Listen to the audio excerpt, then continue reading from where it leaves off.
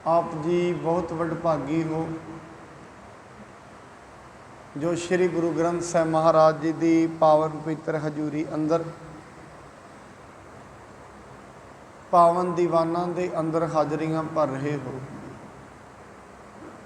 सतगुरु जी महाराज अपनी पावन बाणी दे विच मनुख की सुरत नूं मनुख की समझ नूं परमात्मा तक पहुँचाण दे हित और परमात्मा तक सुरत नहीं पहुँच रही उस दे लई किहड़ियां रुकावटां आ रही ने उन्हां रुकावटां दा जिक्र अपनी गुरबाणी च करदे ने, जिन्हां विचों मुख तौर ते सतगुरु जी महाराज काम क्रोध लोभ मोह हंकार का जिक्र करते हैं। फिर इन्हां तो ही अगे पैदा हुए निंदिया ईर्ष्या ईरखा द्वेष वैर इन्हां चीज़ों का जिक्र सतगुरु जी महाराज करते हैं। सतगुरु जी महाराज कहते हैं मनुख की सुरत दुनियावी वेसां दे विच फसी हुई है। इसकी समझ है जिहड़ी इसनूं दुनिया के रसां ने रंगिया होया है। उन्हां रसां दे विच रंगे होण दे कारण ये परमात्मा के मार्ग ते नहीं तुर रही। परमात्मा के मार्ग ते इस करके नहीं तुर रही क्योंकि इस दे विच रस होर बड़े ने। एक परमात्मा ते एक केंद्रित नहीं है। केंद्र नूं असीं गुरबाणी दे विच एकाग्र शब्द भी कहने हैं। एकाग्रता ना होने का कारण सुरत का वंडे होना है। मनुख की समझ वंडी हुई है। ये एकाग्रता भंग हो गई क्यों? जिवें कोई मनुख कोई किताब पढ़ रहा होए ना ते बाहर शोर पैंदा होए कोई आवाज़ आ रही होए असीं कहने इनू बंद कराओ क्यों मेरी एकाग्रता भंग हो रही है। मन एकाग्र नहीं हुंदा। इसे तरीके नाल सुरत जिहड़ी है परमात्मा दे गोबिंद ते तई एकाग्र नहीं हो रही। उस दे ना एकाग्र होने का कारण किसी ना किसी दूजे रस दे विच सुरत फसी हुई है। ਇਹਦਾ मतलब ये नहीं जो दुनियावी तौर की दूजी माया रस परमात्मा ने बनाए ने वो मनुख ने खाने नहीं हैं। बाणी कहती है ये जो कुछ भी बनाया है खाना पीना पाउना जो परमात्मा ने बनाया है ये मनुख वास्ते ही बनाया है। पर इवें ना होए जो परमात्मा ने बनाया है स्वाद स्वाद दे विच मनुख जरूरत तो ज़्यादा ही छक जाए। जरूरत तो ज़्यादा खाधी हुई चीज़ अमृत ना रह के जहर का रूप धारण कर लैंदी है। जरूरत तो वधिया होया काम जरूरत तो वधिया होया क्रोध मनुख दे मन नूं साड़ के रख दिंदा है, सुरत नूं गवा दिंदा है। इस करके ये सूरत जा तो किसी साइड च रही है और ये भी याद रखना जिधर भी जा रही है बड़ी तेजी नाल जा रही है।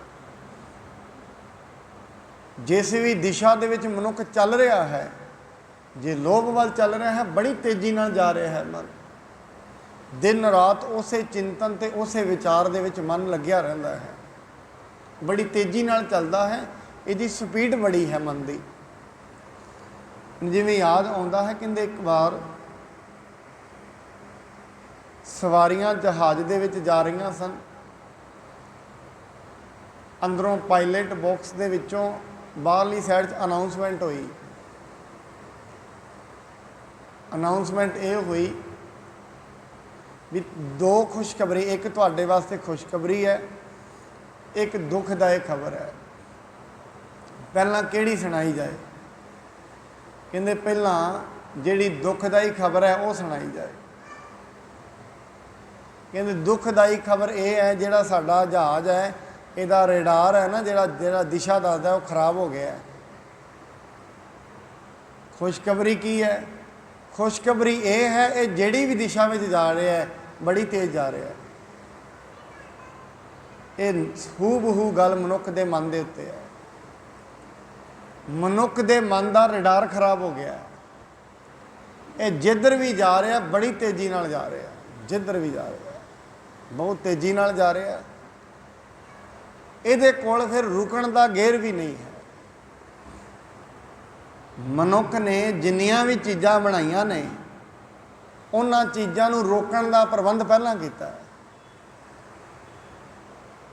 ਜਿਵੇਂ ਅਸੀਂ ਵੇਖਦੇ ਹਾਂ ਅਨੰਤ ਕਾਲ ਤੋਂ ਮਨੁੱਖ ਨੇ ਜੰਗਲਾਂ ਦੇ ਵਿੱਚੋਂ ਘੋੜੇ ਫੜੇ ਤੇ ਉਹਨਾਂ ਨੂੰ ਬੱਗੀਆਂ ਦੇ ਕੰਮ ਲੈ ਕੇ ਆਂਦਾ, ਪਰ ਕੰਮ ਵਿੱਚ ਲਿਆਉਣ ਤੋਂ ਪਹਿਲਾਂ ਉਹਦੇ ਮੁੱਖ ਦੇ ਵਿੱਚ ਘੜਿਆਲ ਪਹਿਲਾਂ ਪਾ ਲਿਆ ਕਿ ਉਹ ਰੋਕਣਾ ਵੀ ਤੇ ਹੈ ਨਾ। ਤੇ ਘੋੜੇ ਦੇ ਉੱਤੇ ਬਹਿ ਕੇ ਤੇ ਭੱਜ ਪਿਆ ਤੇ ਰੋਕਣ ਦਾ ਘੜਿਆਲ ਹੀ ਨਹੀਂ ਹੈਗਾ ਤਾਂ ਕਿਸੇ ਕੰਮ ਦਾ ਵੀ ਨਹੀਂ। ਮਨੁੱਖ ਨੇ ਗੱਡੀਆਂ ਬਣਾਈਆਂ ਨੇ ਤੇ ਕੋਈ ਗੱਡੀ ਨੂੰ ਰੋਕਣ ਤੋਂ ਪਹਿਲਾਂ ਬ੍ਰੇਕ ਪਹਿਲਾਂ ਲਾਈ ਹੈ। ਜੇ ਕੋਈ ਤੁਹਾਨੂੰ ਮਨੁੱਖ ਇਹ ਕਹੇ ਵੀ ਇੱਕ ਗੱਡੀ ਦਵਾ ਦਿੰਦੇ ਆ, ਗੱਡੀ ਹੈ ਬੜੀ ਮਹਿੰਗੀ ਹੈ, 60 ਲੱਖ ਦੀ ਹੈ, ਤੁਹਾਨੂੰ ਫਰੀ 'ਚ ਹੀ ਮਿਲ ਜਾਏਗੀ, ਪਰ ਇੱਕ ਛੋਟੀ ਜਿਹੀ ਕਮੀ ਉਹਦੇ ਵਿੱਚ ਹੈ। ਉਹ ਕੀ? ਉਹਦੇ ਬ੍ਰੇਕ ਹੈ ਨਹੀਂ, ਭੱਜਦੀ ਬੜੀ ਹੈ, ਰੁਕਦੀ ਨਹੀਂ ਹੈ। ਅਸੀਂ ਨਹੀਂ ਲੈਣੀ, ਅਸੀਂ ਫਰੀ 'ਚ ਵੀ ਨਹੀਂ ਲੈਣੀ। ਕਿਉਂ ਨਹੀਂ ਲੈਣੀ? ਜਿਹੜੀ ਚੀਜ਼ ਭੱਜਦੀ ਤੇ ਹੈ ਰੁਕਦੀ ਨਹੀਂ ਹੈ ਉਹਦਾ ਲੈ ਕੇ ਕੀ ਕਰਾਂਗੇ? ਨੁਕਸਾਨ ਕਰੇਗੀ। ਮਨੁੱਖ ਨੇ ਘੋੜੇ ਨੂੰ ਫੜਿਆ, ਉਹਦੇ ਰੋਕਣ ਦੇ ਲਈ ਘੜਿਆਲ ਪਾ ਲਿਆ ਉਹਦੇ ਮੂੰਹ ਵਿੱਚ। ਗੱਡੀਆਂ ਨੂੰ ਬਣਾਇਆ, ਬ੍ਰੇਕਾਂ ਲਗਾ ਲਈਆਂ। ਹਾਥੀ ਨੂੰ ਫੜਿਆ, ਹਾਥੀ ਦੇ ਸਿਰ ਵਿੱਚ ਕੁੰਡਾ ਲਾ ਲਿਆ। ਮਹਾਰਾਜ ਕਹਿੰਦੇ ਹਨ ਇਸ ਕਰਕੇ ਮਨੁੱਖ ਸਾਰੀਆਂ ਚੀਜ਼ਾਂ ਨੂੰ ਰੋਕਣ ਦੇ ਲਈ ਤੂੰ ਬ੍ਰੇਕਾਂ ਲਾਈਆਂ ਨੇ, ਤੇਰੇ ਮਨ ਨੂੰ ਰੋਕਣ ਦੀ ਬ੍ਰੇਕ ਹੀ ਕੋਈ ਨਹੀਂ। ਫਿਰ ਯਾਦ ਰੱਖਣਾ, ਜਿਹੜੇ ਮਨ ਤੇ ਬ੍ਰੇਕ ਕੋਈ ਨਹੀਂ ਉਹ ਮਨ ਕਿਸੇ ਕੰਮ ਦਾ ਨਹੀਂ। ਜਿਹੜੇ ਮਨ ਦੇ ਬ੍ਰੇਕ ਕੋਈ ਨਹੀਂ, ਔਰ ਬ੍ਰੇਕ ਇੱਕੋ ਹੀ ਹੈ। ਬ੍ਰੇਕ ਲੱਗਦੀ ਹੈ ਇਹਨੂੰ ਗਿਆਨ ਦੀ, ਸਮਝ ਦੀ, ਸੁਰਤ ਦੀ। ਸੁਰਤ ਦਾ ਮਤਲਬ ਸਮਝਣਾ। ਜਦੋਂ ਸੁਰਤ ਤੁਰ ਪਈ ਬ੍ਰੇਕ ਲੱਗ ਜਾਏਗੀ। ਬੁੱਧ ਧਰਮ ਦੇ ਵਿੱਚ ਨਾ 5 ਇੰਦਰੀਆਂ ਗਿਣਦੇ ਨੇ। ਪਹਿਲੀ ਉਹ ਗਿਣਦੇ ਨੇ ਸ਼ਰਧਾ, ਦੂਜੀ ਗਿਣਦੇ ਨੇ ਵੀਰਤਾ, ਤੀਜੀ ਉਹ ਗਿਣਦੇ ਨੇ ਸਿਮਰਤੀ, ਚੌਥੀ ਗਿਣਦੇ ਨੇ ਸਮਾਧੀ, ਪੰਜਵੀਂ ਗਿਣਦੇ ਨੇ ਗਿਆਨ। ਜਦੋਂ ਤਾਈਂ ਮਨੁੱਖ ਦੇ ਵਿੱਚ ਸਮਝ ਹੀ ਨਹੀਂ ਹੈ, ਔਰ ਸ਼ਰਧਾ ਸਮਝ ਤੋਂ ਹੀ ਬਣਦੀ ਹੈ, ਸਮਝ ਤੋਂ ਬਿਨਾਂ ਸ਼ਰਧਾ ਨਹੀਂ ਹੈ, ਅੰਧ ਵਿਸ਼ਵਾਸ ਹੈ। ਇਸ ਕਰਕੇ ਮਨੁੱਖ ਪਰਮਾਤਮਾ ਤੇ ਵੀ ਜਦੋਂ ਵਿਸ਼ਵਾਸ ਕਰਦਾ ਹੈ, ਜ਼ਰੂਰੀ ਨਹੀਂ ਹੈ ਉਹਦਾ ਵਿਸ਼ਵਾਸ ਹੋਏ, ਇਹ ਜ਼ਰੂਰੀ ਨਹੀਂ ਹੈ। ਬੜੀ ਦੁਨੀਆ ਕਹਿੰਦੀ ਹੈ ਸਾਨੂੰ ਪਰਮਾਤਮਾ ਤੇ ਬੜਾ ਵਿਸ਼ਵਾਸ ਹੈ, ਐਸਾ ਹੋ ਨਹੀਂ ਸਕਦਾ। ਬੜੀ ਵਾਰੀ ਵਿਸ਼ਵਾਸ ਅੰਧ ਵਿਸ਼ਵਾਸ ਵੀ ਹੋ ਜਾਂਦਾ ਹੈ, ਔਰ ਉਦੋਂ ਤਾਈਂ ਉਹ ਵਿਸ਼ਵਾਸ ਬਣਿਆ ਰਹਿੰਦਾ ਹੈ ਜਦੋਂ ਤਾਈਂ ਪਰਮਾਤਮਾ ਕੋਈ ਨਾ ਕੋਈ ਚੀਜ਼ ਦਿੰਦਾ ਰਹੇ। ਰੋ ਵਿਚਾਰ ਮੈਂ ਜਿਹੜੀ ਗੱਲ ਕਰ ਰਿਹਾ ਹਾਂ, ਮਨੁੱਖ ਦਾ ਜਿਹੜਾ ਮਨ ਹੈ ਇਹਨੂੰ ਰੋਕਣ ਦੇ ਲਈ ਬ੍ਰੇਕ ਲਾਉਣੀ ਪੈਂਦੀ ਹੈ। ਬਾਣੀ ਦੇ ਸ਼ਬਦ ਹੈ, ਹਸਤੀ ਸਿਰ ਜਿਉਂ ਅੰਕਸ਼ ਹੈ, ਅਹਰਣ ਜਿਉਂ ਸਿਰ ਦੇ, ਮਨ ਤਨ ਆਗੇ ਰਾਖ ਕੇ ਉਬੀ ਸੇਵ ਕਰੇ, ਐਉਂ ਗੁਰਮੁਖ ਆਪ ਨਿਵਾਰੀਐ ਸਭ ਰਾਜ ਸ੍ਰਿਸ਼ਟ ਕਾਲੇ।